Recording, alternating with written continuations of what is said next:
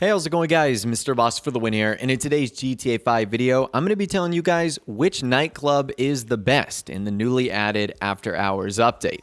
Now, if you guys want to stay tuned for all the videos I'm doing on this DLC, be sure to subscribe and also ring that notification bell. YouTube rarely works, so ringing that bell is the best way to know whenever I upload a video. But anyways, we're going to be talking about what nightclub is the best, because you might be overwhelmed at first in terms of which one to decide, and there's a lot of different options that go along with making that choice as well. So let's jump into it and let's get it started. First and foremost, you're going to find all the nightclubs available on the Maze Bank foreclosure site. If you're having trouble picking out the nightclubs, I would recommend filtering nightclubs out only, and there are 10 locations. Now, all of them are scattered within the city limits. Some of them are as high as Eclipse Boulevard, and they go as low as the Elysian Island docks. So it gives you a good idea of the variety in terms of locations you're getting. Now, as far as prices go, the most expensive one without any upgrades is $1.7 million. That's the West Vinewood nightclub. And the least expensive one is the one all the way down at the bottom, the Elysian Island nightclub. But there are locations in downtown Vinewood, in West Vinewood, Vespucci Canals, Strawberry, Mission Row, La Mesa, Cypress Flats, LSIA, as I mentioned earlier, Elysian Islands, Del Perro. They're all over the place. Now, let me talk to you guys about two nightclub locations that I think you should not buy based off of their prices alone and nothing else. And that would be the most expensive nightclub, which is going to be the West Vinewood nightclub, and the least expensive one, the Elysian Island nightclub. Now, the reason you should not buy this is because there will be a handful of people that do not understand that this $1.75 million price tag is for location alone. Nothing else about $1.7 million makes it better than any of the other nightclubs. So because of that, you're going to have a lot of people buying this location thinking that it is better in some way, shape, or form when it is not. Now, on the opposite spectrum of that, you're going to have people wanting to save a lot of money. They're going to be penny pinching in any way they can, and so they're going to be buying the cheapest nightclub. And so a lot of people are going to be at that one. You want to avoid these two at all costs. Stick to the ones in the middle. Now, other than price, the only difference between all of the nightclubs, aside from some slight cosmetic things like what building you're in or what street you're on, is location. That is the only difference.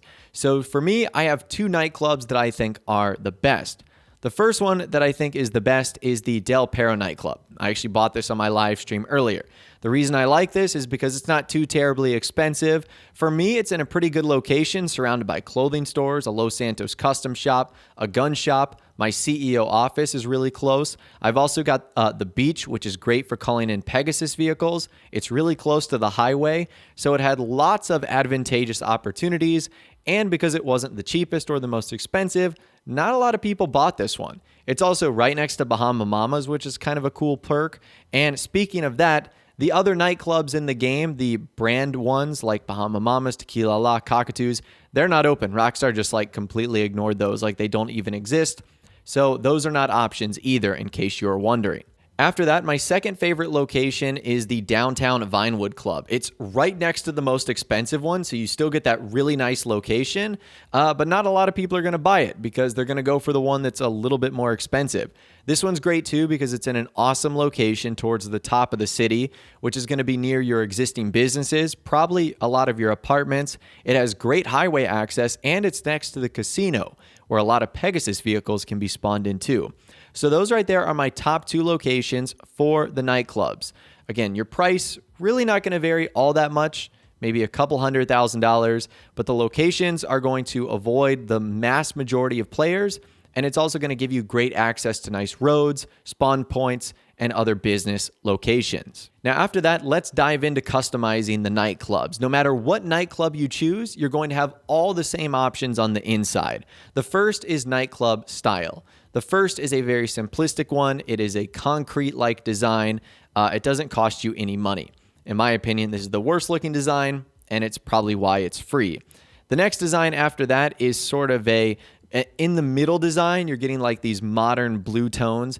That is $225,000. I think it looks nice, but it certainly doesn't look as posh as I'd like.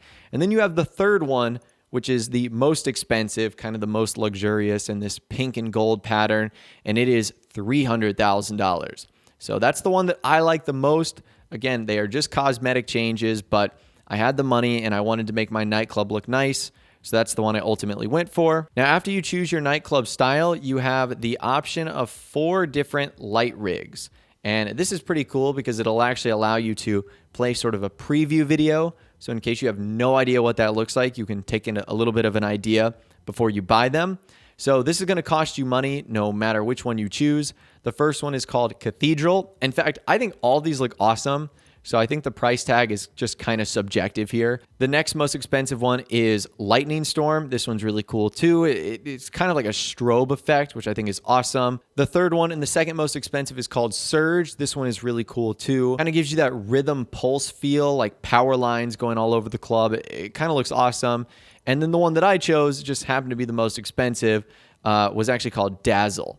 This is like little laser light beams all over the place, and that was $295,000. Again, all of these are just cosmetic change. They don't actually do anything. Third thing, probably the one I'm most disappointed with, is the nightclub name. You do not get to choose your nightclub name. Instead, you have to choose between 9 different presets: Omega, Gefenegus, Paradise, Studio Los Santos, Masonette Los Santos, The Palace, Galaxy, Technology, and Tony's Funhouse.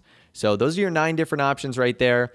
The one thing I think is pretty cool about this is throughout a lot of the cutscenes and dialogue you hear, you'll actually refer to the characters talking about your nightclub with a specific name.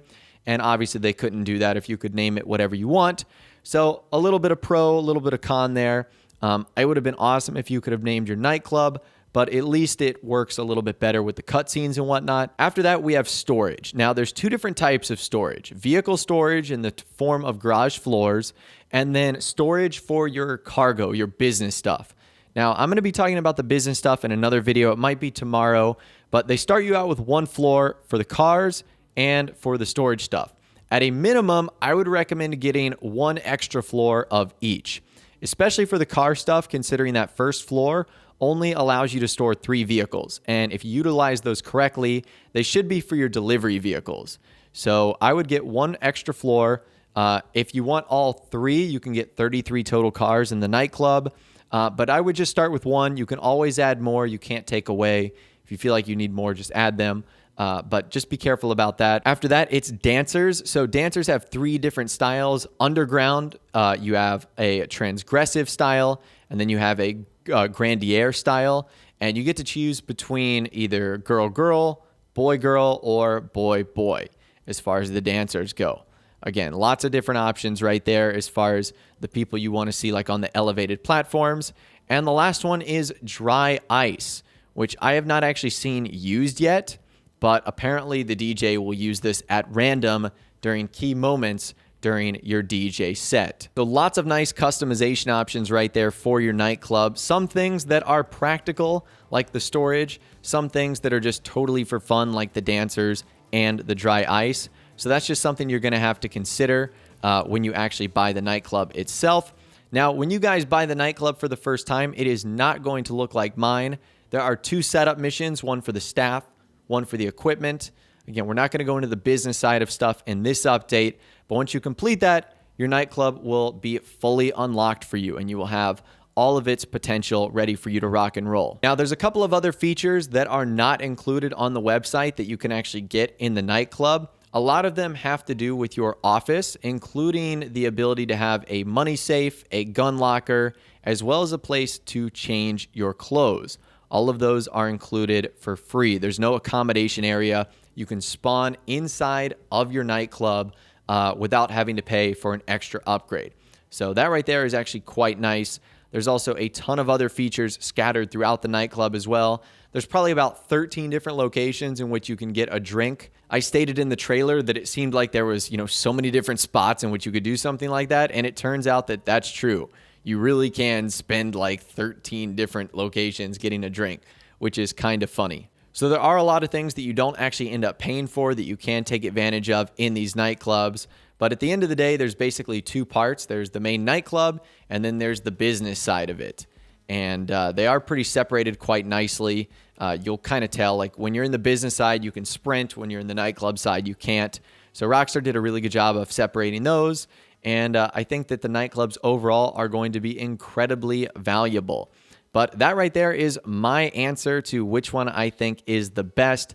You guys have my opinion based off of, everything that I've laid out. But really, at the end of the day, it's all subjective. I mean, your reasons might be different than mine. You might like the Elysian Island one because you like going out on boats more than other players. And that would be a perfectly valid reason to get that because it's closest to the water. Or you might like one that's in the direct middle of the city because you want to be as close to your CEO office as possible. There's a lot of different things to consider here, but I've given you guys my reasons, and I think a lot of those are valid for the majority of online players. So that right there, in my opinion, are the best nightclub locations. And of course, all the features that go along with buying one and which ones are ultimately pretty important. So I'd love to hear from you guys in the comments down below. Which nightclub location do you think is best? I'd love to hear from you guys down there. If you did go on to enjoy this video, though, a like rating would, of course, be awesome.